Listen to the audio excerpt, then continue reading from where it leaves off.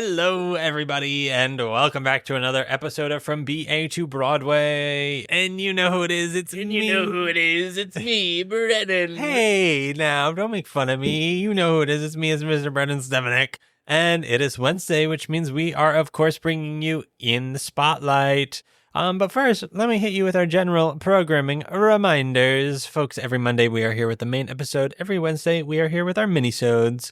And of course, I am not here alone. Folks, today I am here with Mr. Daniel J. Solly. You know, I really like to think of the Wednesday episodes as the main episodes. I mean, and the Monday episodes as the other episodes. If you're going to have any main character syndrome, then I think you have to. Yeah, I think so. See, I'm on the other episode, so it's not the same to me, but I get where you're coming from. Yeah, like these are the main episodes. So true. These are the only episodes that exist. I think that's a really beautiful way to think, actually.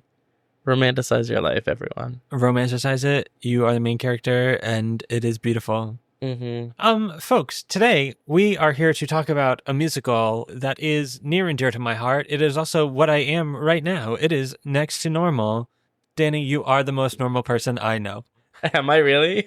I would say among the tops for sure. I don't know. Is that a compliment? I guess thank you. Yeah, you're pretty neurotypical. Oh, yeah, I'm very neurotypical. Yes. I think maybe that's why.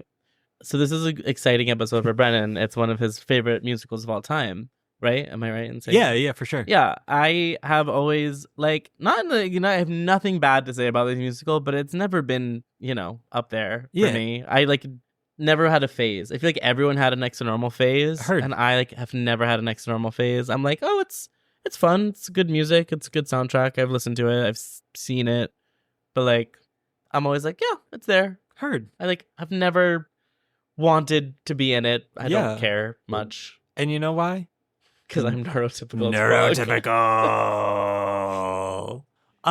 Folks, Next to Normal is a beautiful, beautiful rock musical, book by Brian Yorkie and music and lyrics by Tom Kitts. See what happens when he tries to do my thing? Hey now, don't be rude. I'm not reading off a screen. This is coming completely off my brain. Mm-hmm. It is a beautiful, beautiful rock musical by those two folks. It centers around a family named the Goodman family, primarily around main character Diana Goodman, who suffers... Actually, you know what? I'm not going to use the word suffers. That's not true. She is one with bipolar depressive disorder, and the musical centers around their family. It is Diana, the mother, Dan, the father, Gabe, the son, and Natalie, the daughter, as they navigate their normal suburban life. But partially along the way, we learn that Gabe isn't actually alive. We see him as a character throughout the first act, but we then learn that Gabe actually died many, many, many years ago as a baby, and Diana is having depressive episodes in which she is hallucinating that Gabe is still there, but we don't know that until that point. Pretty wild and crazy. Meanwhile, Dan is struggling with the fact that his wife is suffering from... No, once again, not going to say suffering.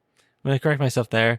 Dan is struggling with the fact that his wife does have this mental illness, and Natalie is struggling with the fact that she is not coming as a priority in her parents' life. She is neglected in those parenting ways. Because her mother at least is focused on the son that no longer is there.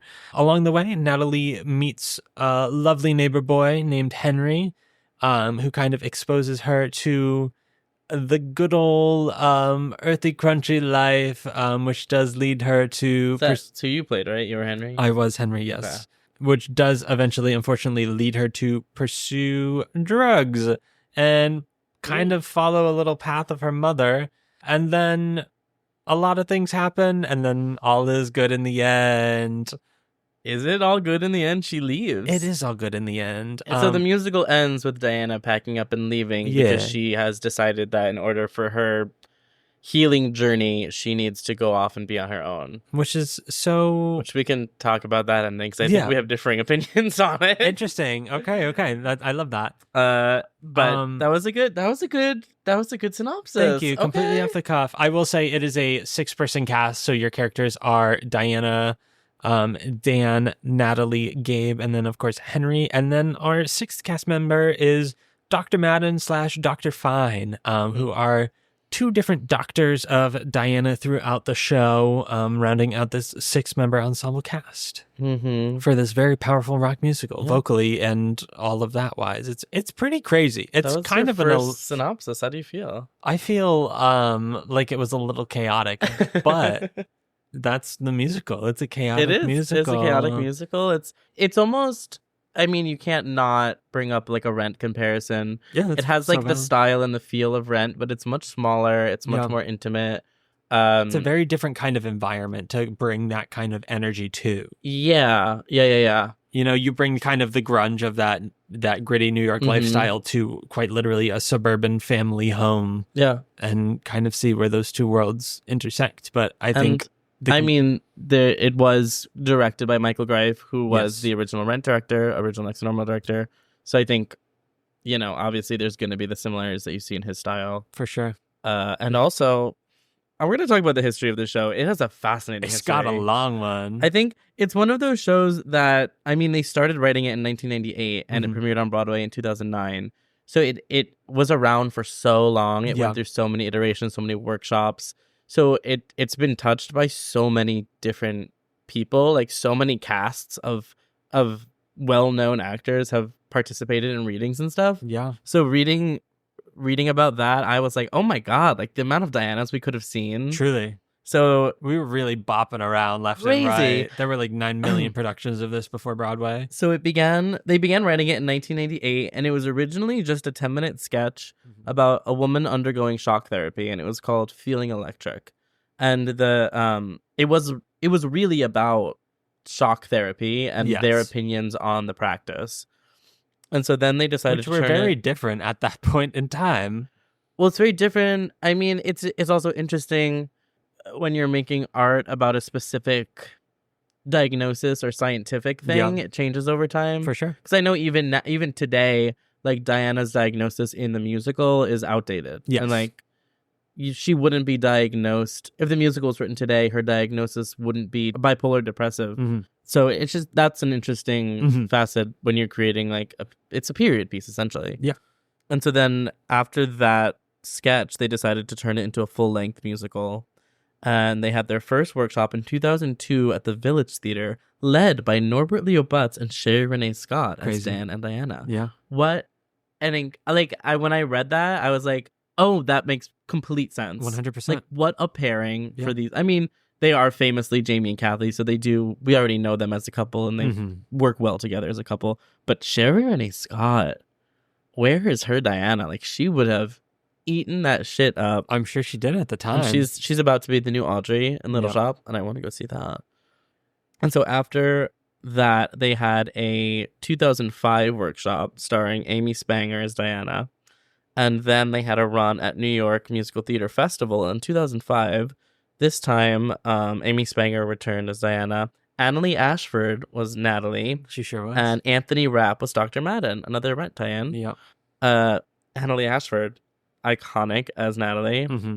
And it was this production at Nymph that attracted the attention of producer David Stone and Michael Greif, who brought the show to be further workshopped at Second Stage Theater. Yeah.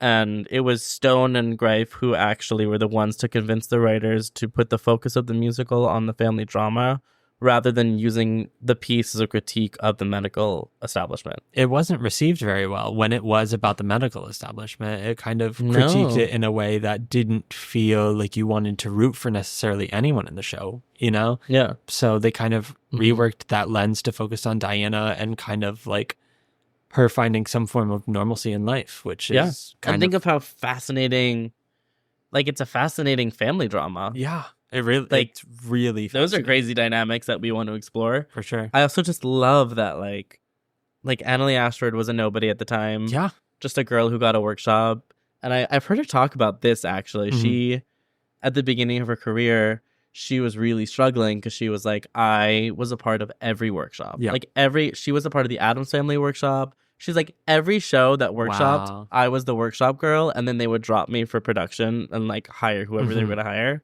Until she obviously like made it big. And I think this was going to be her big thing. Yeah. And then it just like never went anywhere with her. Just, it's so interesting when you hear about who could have played what. I mean, Anthony Rapp as Dr. Madden. Yeah. Like, crazy. And this would have been a really good role for Annalie, like especially young Annalie at the time. Yeah. This would have been right up her alley. Well, I actually think it's interesting because it's not necessarily what she does. It's not really what she has built her career on. For sure. So I think seeing her do something like this would have been very interesting. And I guess in that sense, it probably it could have potentially changed the trajectory of her career. So she might have not had. Because I think her big break was Wicked. I think her big break was Wicked, or was it did she do Dogfight before Wicked? I think Wicked. Oh, okay. Because her big break was being the ensemble of the Wicked National Tour, the first national tour of Wicked, which like led to Glinda and all the other things. Yes. And I just wonder if like she had done Natalie and that was her big break, like what? Hard. I don't know. Food for thought. Food for thought. And then the show was produced for a full run off Broadway at Arena Stage in 2008. Or I think second stage. Wait. Yeah, second stage. It was at both at some point in time. The first at one was several at points in time. Yeah. Well, the first off-Broadway run was at second stage in 2008. Directed by Michael Greif, and Anthony Rapp was the assistant director. Mm-hmm. And this cast featured Alice Ripley as Diana, Brian Darcy James as Dan, Aaron Tveit as Gabe, Jennifer Damiano as Natalie, and Adam Chandler Barat as Henry, and Ozza Summers as Dr. Madden, Dr. Fine. And I think this production was kind of ripped apart, and like they got a lot of feedback and a lot of negative notes about the show. Mm-hmm. I think people kind of saw what they were going for, but they were like, this isn't ready. Like, you need to go back to the drawing shop. And it was when they took it to Arena Stage where J. Robert Spencer took over for Brian Darcy James and Lewis Hobson took over for Dr. Madden. That was the production where everyone was like, okay, you have it now. Like, they did like heavy rewrites. They really gutted it. They rewrite a ton of the show. They took out, I don't know when they changed the name. I think it might have been the Arena Stage. Because I know Arena Stage was where they took out the song Feeling Electric. They took out the song Feeling Electric. So I think maybe that's when they changed the name of the show too. And then finally Next to Normal opened on Broadway at the Booth Theater in April of 2009. Yeah. And it was the same exact cast as the Arena Stage production. And the show opened to rave reviews. It became kind of like an instant cult classic. Yeah. Like it garnered this really crazy following of like rabid fans. It won a bunch of awards before it even hit Broadway. Yeah, I mean, because they had the off-Broadway run. I think they had a lot of hype coming in. They won Best Score, and Ripley won Best Actress, but they lost Best Musical to Billy Elliot. Interesting. Very interesting. I don't know how I feel about that. I think I'm a bigger Billy Elliot fan than Next to Normal fan. That checks. All right. Do with that what you will. Yeah. The show closed in January of 2011, and during the Broadway run, Maren Maisie replaced to play Diana. Brian Darcy James eventually came back to play Dan, and also Jason Daniele played Dan, which was incredible. Maren Maisie and Jason Daniele are married. Oh my god, I didn't know that. So they got to play Diana and Dan together, and they're both like Broadway legends. Honestly, that's not a show that I would want to do with my significant other. In that context. I don't know. They were, I mean... Unless you have a very, very strong marriage. They are just too... I mean, unfortunately, Maren Maisie has passed. She is no longer with us. Oh, no. Oh, you don't know? No. Yeah, she battled cancer for a long time. She passed in 2018. Heard. But the two of them are like musical theater royalty. She is phenomenal. Do you know Maren Maisie? Not really. You don't know who she is? No. Oh my gosh. I really know her in the context of this. You know, she did, she's best friends with guest of the pod, Donna Murphy, friend of the pod. Oh my God, friend of the pod, Donna Murphy, eventually. Homegirl. They did, she was in the original Passion.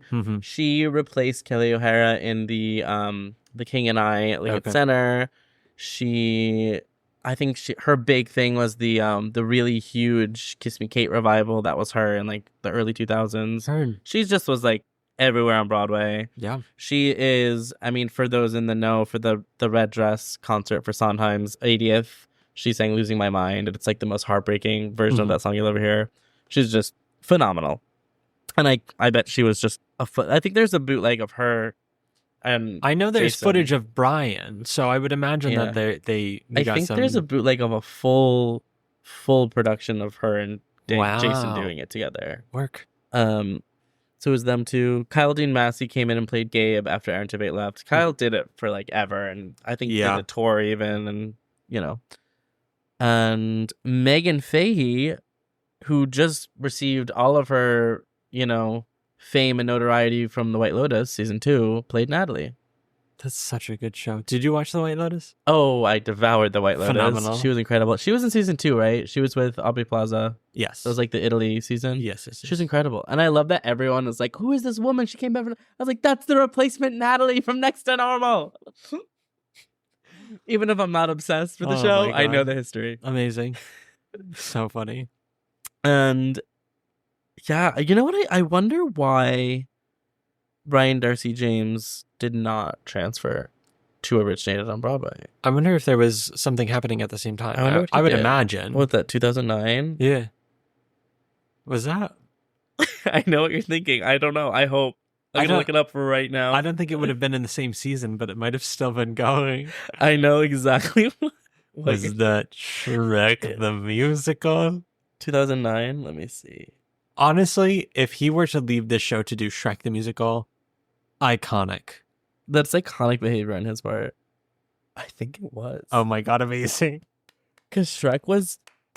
He was doing pre-Broadway for Shrek in 2008. Amazing. Oh. And then Shrek closed in 2009, and then he went right into Next to Normal to like replace on Broadway. You know what? What a better way to show versatility.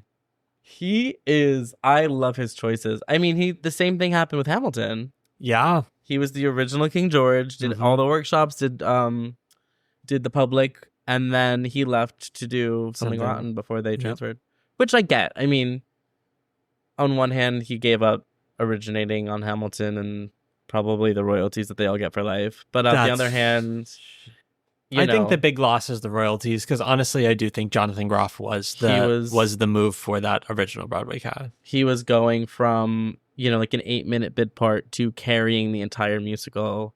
So I see why he did it. And I bet he was like, oh, this could be my leading actor, Tony. Yeah. And I feel like Brian Darcy James probably isn't strapped for cash. So 100%. He's fine. He's got a great career. But wildly talented. Interesting choices that he makes, and I love them all. And honestly, yeah. Because if anyone else played Shrek, it would have flopped. Oh, 100%. No one could have done what he did. 100%. But I also, like, when I read that I don't think I knew that he originated the part in, like, workshops and stuff. Mm-hmm. And I was like, that makes sense. Yeah. He would be great in this. Truly. In this show. I mean, the stuff that's out there, this is very up his alley. Yeah. Especially at that time in his life. A+. What was going on in his life? Just that age. His that personal age life? range. Yeah, just in his personal life. Ooh. Which I was so involved in. He, back in his prime, he would have been a great Seymour. Sure.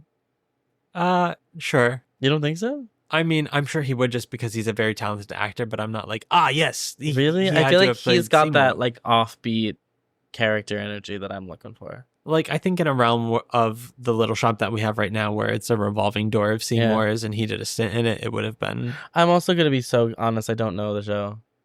That's so true. You don't know Little Shop. Okay, we'll do a different I just know that I want to see him do everything, and I know the type of people that get to play Seymour. Heard. Okay. Anywho. Yeah.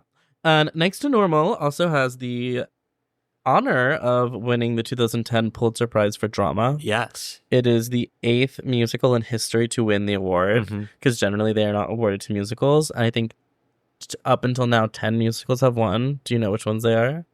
I would imagine it is this. I would imagine maybe Fun Home.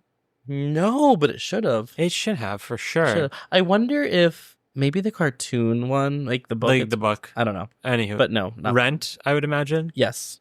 Did Hamilton win? Yep. Okay. Maybe Once on This Island? No, that's a fascinating guess, though. Interesting. Okay. I can't really think of anything else. Dear Evan Hansen? No. Thank God, honestly. Come on. Yeah. Come on, get real. Yeah. So from the beginning, we have Of Thee I Sing, South Pacific, Fiorello, How to Succeed in Business Without Really Trying, A Chorus Line, Sunday in the Park with George, Rent, Next to Normal, Hamilton, and A Strange Loop. Oh, A Strange Loop. I forgot about that. Yeah. Yeah. Wow. I missed A Strange Loop, unfortunately, but Oh, good show. I've heard it was wonderful. Did you see it? I did. Mm. It was good. I would have, yeah. I didn't, so good for you. Thank you. What were you saying? Did you see Next to Normal on Broadway? No. That was my first musical ever on Broadway was Shrek the Musical on a trip with my parents. So I love that was your first musical on truly, Broadway. that was my first Broadway musical. But however, we just made the connection. It connects to Next to Normal. It does. However, if you're going on a family trip to New York City, I think the dichotomy of seeing Shrek the Musical versus Next to Normal of a family who isn't primarily focused around musical theater is very stark. Yeah, well, I remember we saw.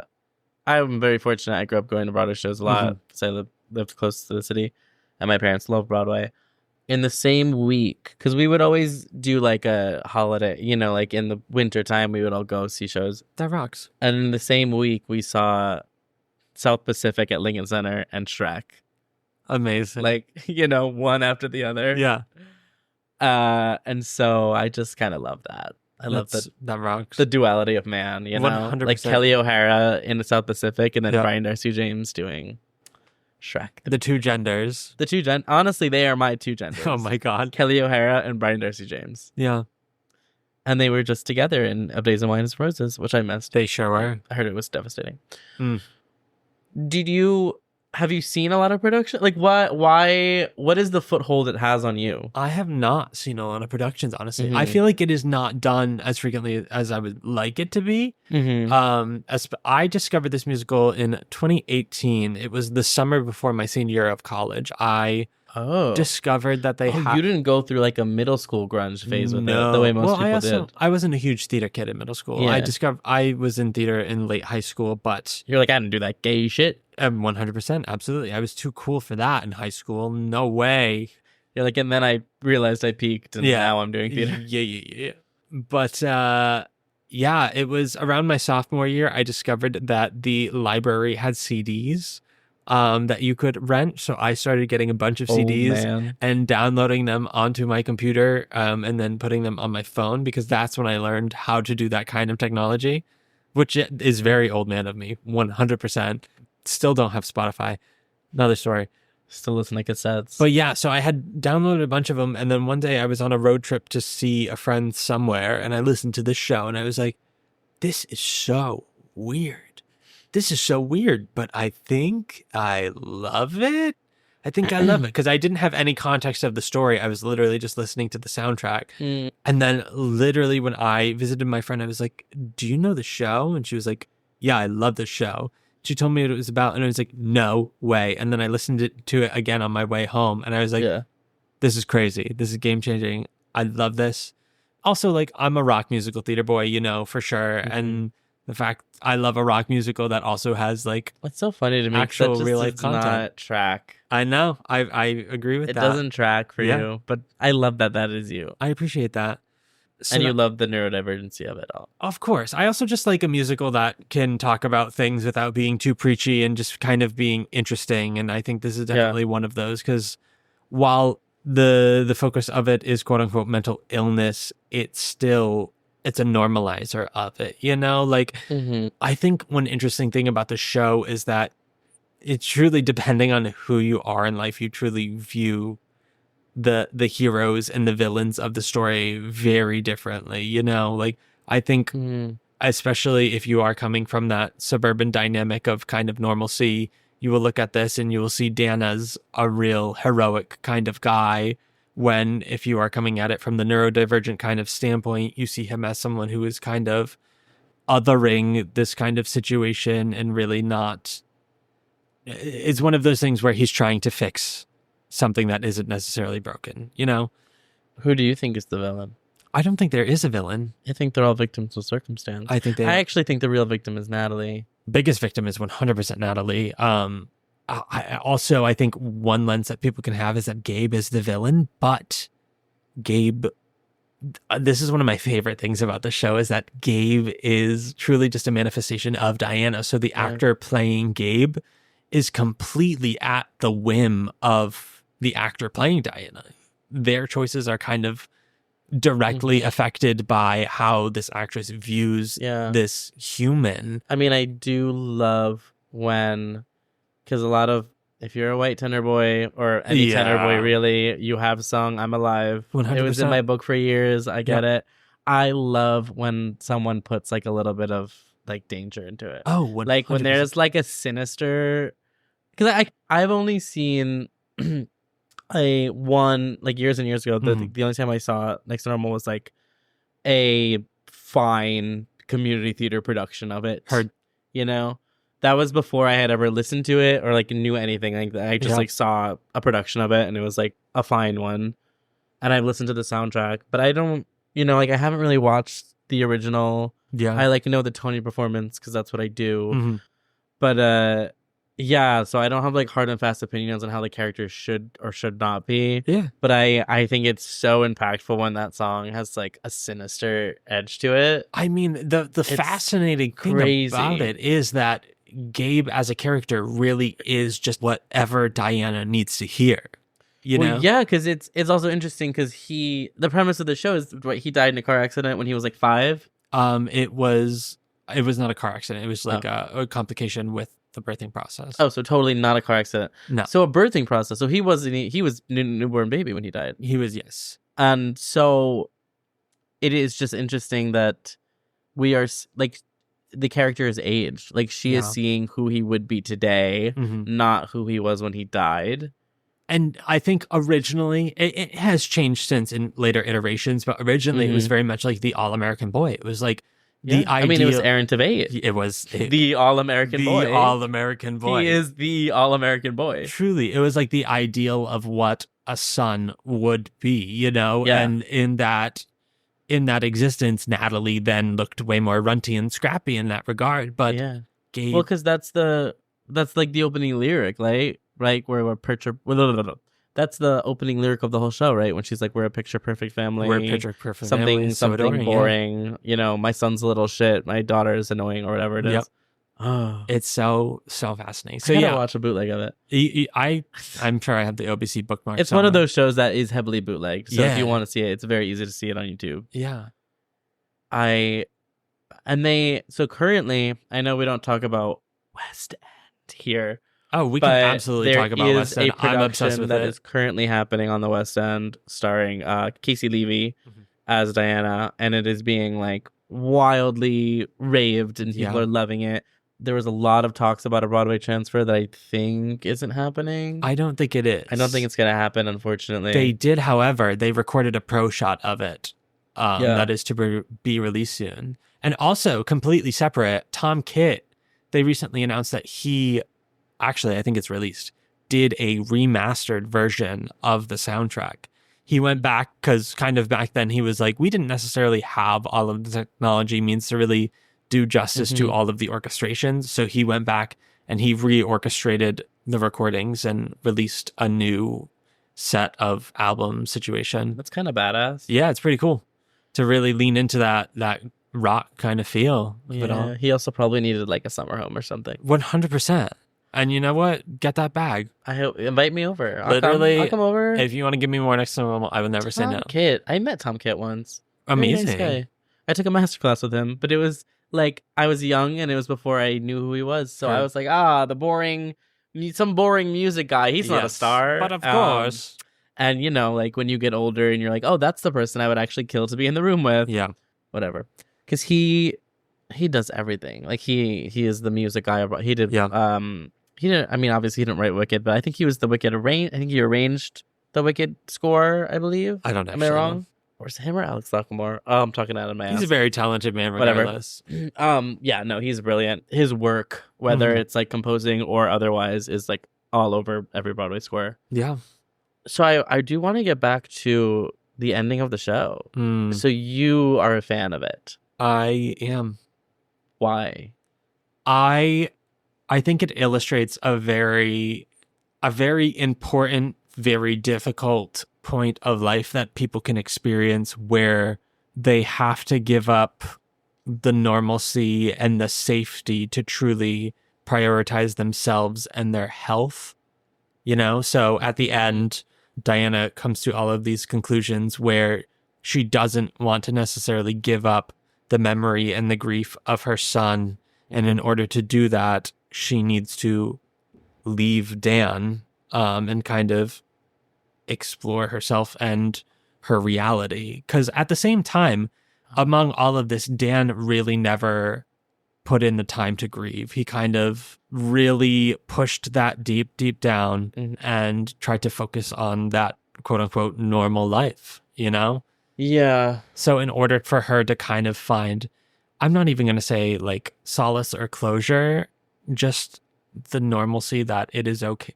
My big thing, which I'm looking at on this sign on my wall right now, is that it is okay to not be okay. And in order for her to kind of really not even come to terms, but acknowledge that and feel confident in that and in herself, she needed to make that decision to leave. And I think a lot of people feel a lot kind of weird about it because Dan was very supportive in all of the ways that he knew how to be, you know? He very much tried to support her in every way that was possible within his circumstance and his knowledge and his life, but it just wasn't compatible. It wasn't compatible. See, I have no issue with her leaving her husband for this, but she's the mother to a child who is alive, which is 100% true. I just like can never ever. And look, on one hand, I'm like, I get it. We like not everyone in every show, not every protagonist has to make like quote unquote good choices or right choices. It's like they're human choices, and like yes, this is a thing that happens in real life all the fucking time. Yeah. So like, why not portray it in art? Because this is like real life. But I like it just like never sits right with me because I'm like, yeah, I get it. And like, especially there's, you know, most couples don't survive after losing a child. I don't think you're wrong to relieve your partner for whatever reason, hold your peace, you know, heal, whatever.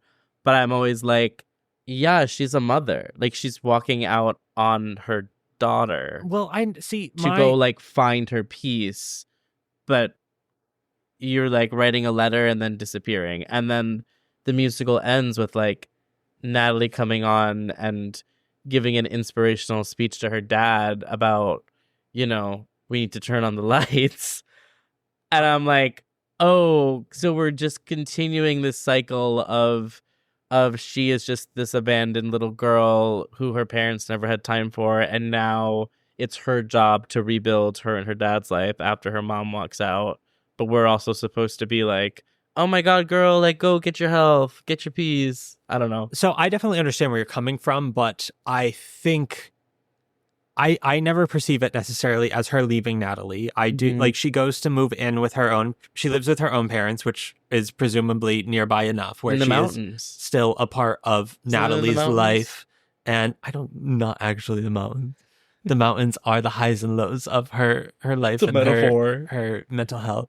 But she goes and she moves in with her parents and kind of starts this new life. But like at the end of the show, the titular song, Next to Normal, her and Natalie kind of make peace, and Natalie kind of finally understands what is going on in her mother's brain and life and health. And in that way, I think Natalie kind of, it's one of those things where like it doesn't dismiss the fact that Natalie was treated poorly, but she kind of understands why that happened in a way where she does want her mom to be okay and she does want family to quote unquote be okay. But like in order to acknowledge that, she has to acknowledge the fact that it will not be normal. It will not be normal. Well, no, it's going to be next to normal. Whoa. And I think in that moment, especially going into the finale, the song Light, that she knows that her dad needs her more than her mom needs her in this moment, and like always kind of has.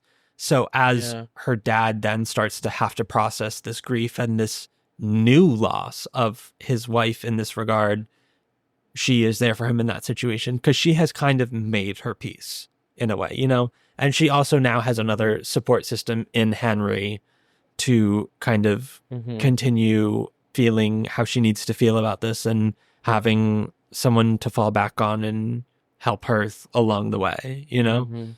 So I do think the ending is nice in that regard where like once again, it's a choice that is so scary. And the fact that Diana is the one to make it and not necessarily Dan is just so powerful. And I think not something that it's not something that you see. It's not something that you see so much in life, never mind in theater. Wait, what's not something that you see? This person trying to prioritize like their health to someone that is supporting them, you know? Someone leaving someone who is visibly supportive and whatnot just for the sake of self-preservation, you know?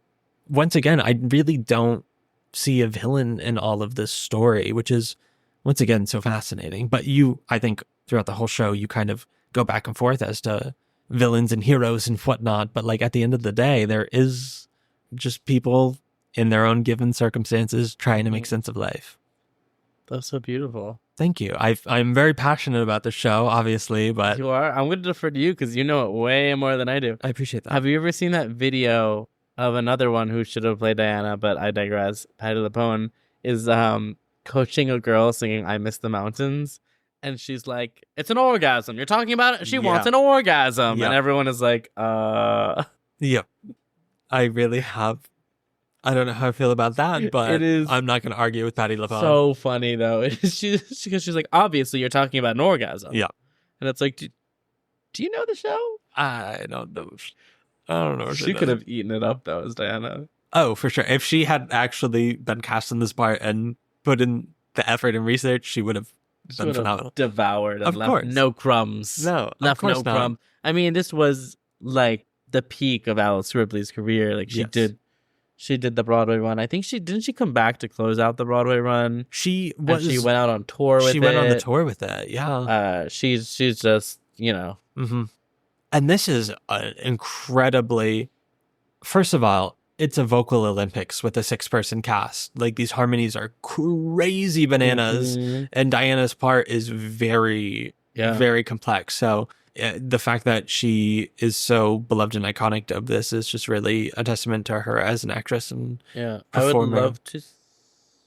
I hope they release an album, Casey Levy, because her vocals are going to be that. Absolutely batshit crazy. I think this new West End production is so fascinating because, like, Casey is like, I feel like a younger Diana. She has a younger, but Casey Levy is what, like her late 30s, 40s? Yes. So she's like age appropriate. 100%. She does feel young for some reason. I do think it's a reflection of more of a modern family because also like Jack Wolf and his portrayal of Gabe it doesn't read necessarily All American Son nearly as much. It's like Twink Son. It's like Twink Son. It's kind of like our rat boy, our rat boyfriend kind of. Well, I don't think he's rat boyfriend. I think he's Twink boyfriend.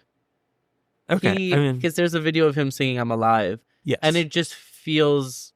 It's very queer-coded. It's very queer-coded. It's very youthful. Yes. It's much more youthful, in my opinion, than Aaron Tveit. Like, Aaron Tveit, like you said, is like all-American strapping young man. Yeah. Versus, like, Twink. Well, then I also think it's kind of wonderful that is kind of what's happening now because once again... because they need representation in media. It is representation in media, yes, but it is also the quote-unquote ideal son. It is the ideal son that this woman wants. It's the ideal son that this woman needs in her life. And I think this portrayal is also someone that this kind of mother can take care of more, you know? Because I think taking care of the perfect boy is not as necessary as taking care of this little queer kid, you know, that needs the support and the love. And everything's got to be gay nowadays. And everything. Oh my God, they're just making everything gay, left and right. I wish they were bringing it to Broadway. I would love to see this. You know, never say never. Who would be our like rotating cast of Dianas? It's such a good part for I think maybe like 15 years ago, we could have gotten a really good Adina. Oh, yeah. You know? Jessie Mueller. You know, she's not my first thought, but I think she would. I would be seated for anything Jessie Mueller does. 100%. I love Jessie Mueller. At this point in time, I would be very interested to see an Annalee Ashford Diana. Oh. Yeah. Oh, she'd be interesting. 100%. Or like, I don't know. Maybe this is like a little it could be a stretch, but I think Sarah Bareilles could eat the vocals. I think she would eat the vocals. I think this would be a very step up, level up, even bigger acting challenge for her. I don't know. She can take on Sondheim. She can do anything. My girl can do anything.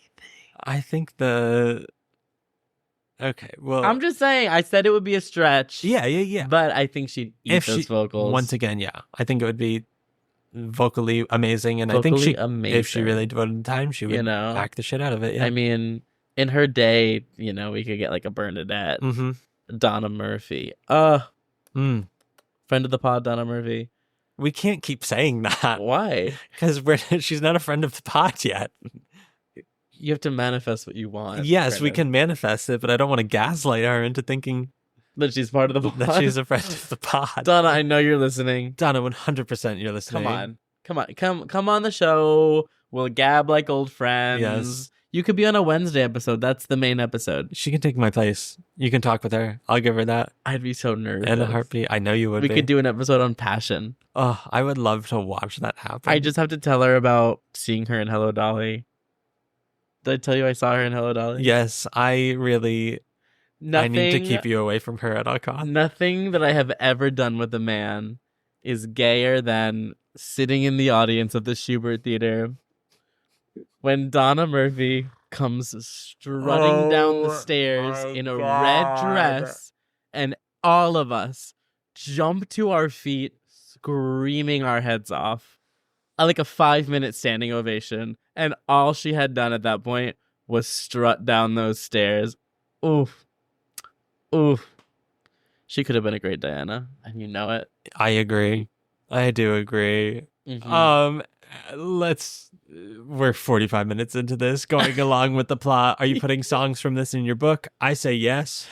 I think we're far enough away. I think there was a time when it was like really, really overloaded. Yes. But I think it's another one of those things where I'm like, if you can really kill I'm Alive, like nail it, and you have the vocals for it, and you're like magnetic about it, then I don't think anyone would be upset about that rendition. I think any tenor can sing it, but I don't think any tenor can perform it. I think it's one of those things where there is so much it's one of those really things sink your where teeth into. I'm like, get someone objective to tell you if you're killing it or not. And if you're killing it, keep it. Everything else. I think it's one of those that everyone has in their book, but also you could very easily find a much better song that does the same exact thing. Yes. But better. I Miss the Mountains. I think that's a beautiful ballad.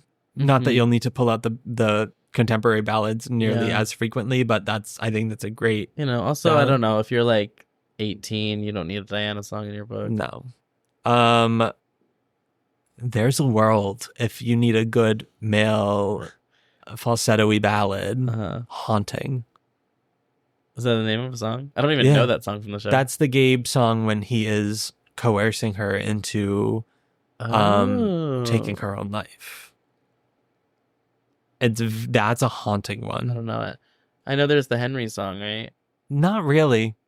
Really? Perfect for You. It's kind of a duet. It's tough to find a good cut of it. There's no good cut. I would not. As much as I love Henry, if you are trying to go for a Henry thing, I would sing A Promise, which is in Act 2. It is a quartet song where it is Dan, Diana, Natalie, and Henry. Damn, you know this shit. It is very much. Yeah, I do.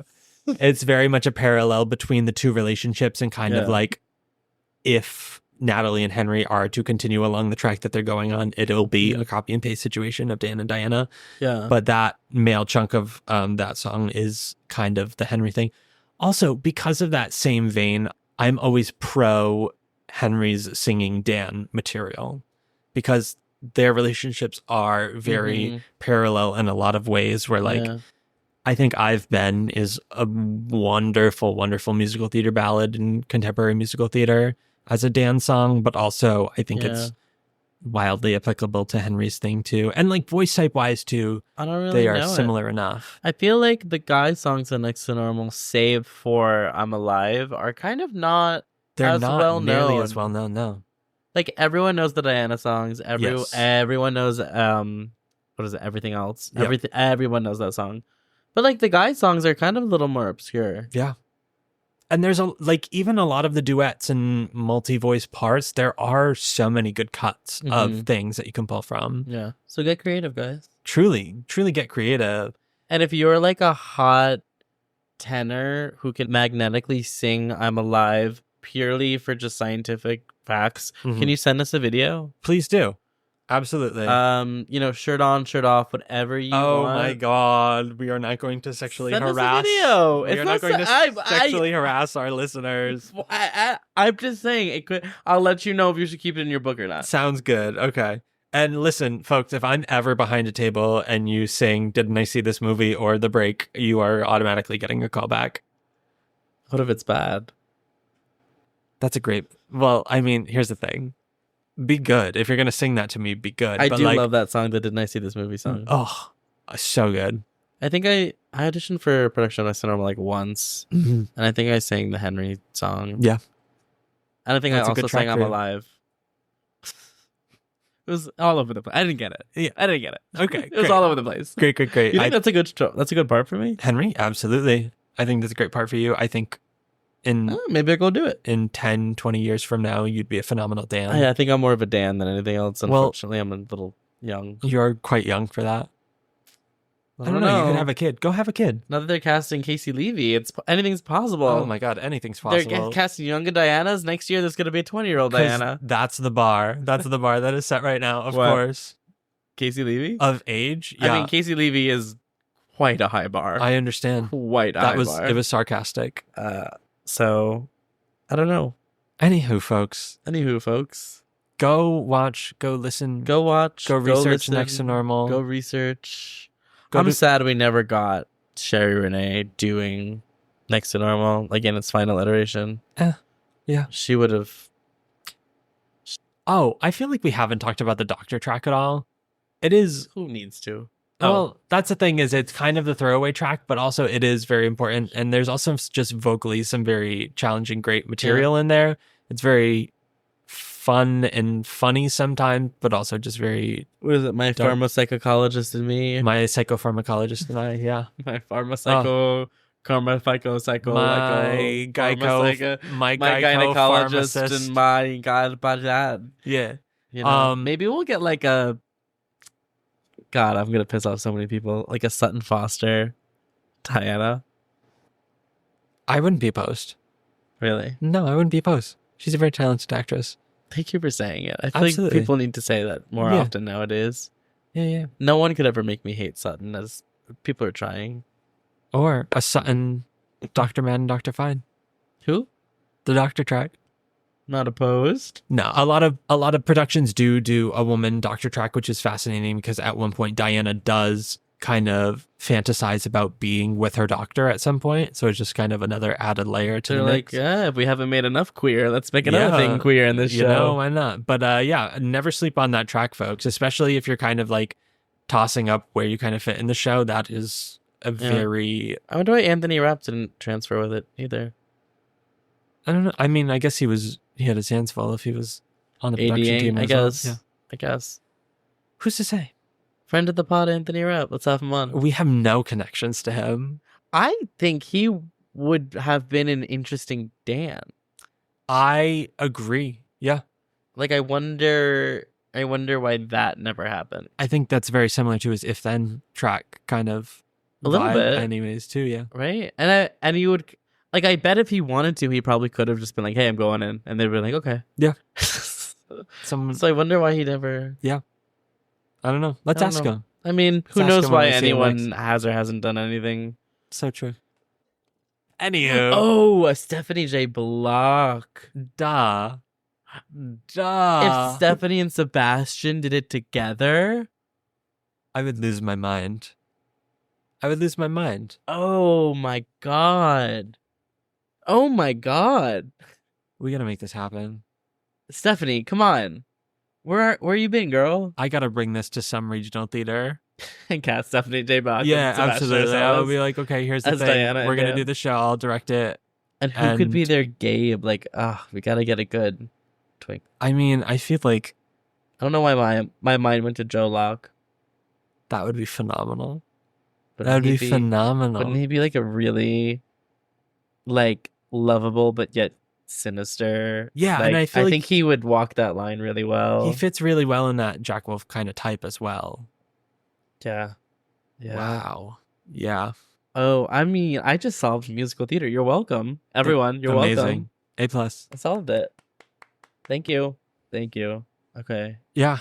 I think we can wrap it up now. Yeah, I agree. Folks, go check out Next to Normal. It's brilliant. I love it, clearly. And I feel good about it. I hope you do too. I think it's really important. I think it's really good. And I think it's a really fun, unique piece of musical theater. Folks, that's our show. If you want to hear us talk about things that I'm not nearly as passionate about, so it's not an hour long, let us know by finding us on Patreon. Folks, that is patreon.com/BA2Broadway. You can slide in that inbox and say, hey, enough with these long episodes. Come on, tell me about something that I like. And we'll do it. We'll absolutely do it. That's a nice little perk for our principal tier Patreon members. So go check us out over there. As always, folks, you can find us on most social media platforms at BA2Broadway. You can find me at Brennan Stefanik. You can find me if you go to at Brennan Stefanik and then go to who he follows and then type in at DSols. Yes. I'm right there. Or just Danny. It'll come up among many Dannys that I follow. But you first have to go to at Brennan Stefanik to get to me. You can go to at Brennan Stefanik and then in my bio it says host of at BA2Broadway, and then you can go to that page and then click on one of our in the spotlight things, and then tagged in that post will be at DSols. Yeah, and that is how you find me. That's how you find Danny. And I think what you also should do is go to at Stephanie J. Block and ask her to be in our production of Next to Normal with at Sebastian Arcellus. Yeah. I think that's a wrap. Bye. Say bye. Bye. Thank you. From BA2Broadway is created, produced, and edited by Brennan Stefanik, music by Dylan Kaufman, and cover art by Jordan Vongsithi.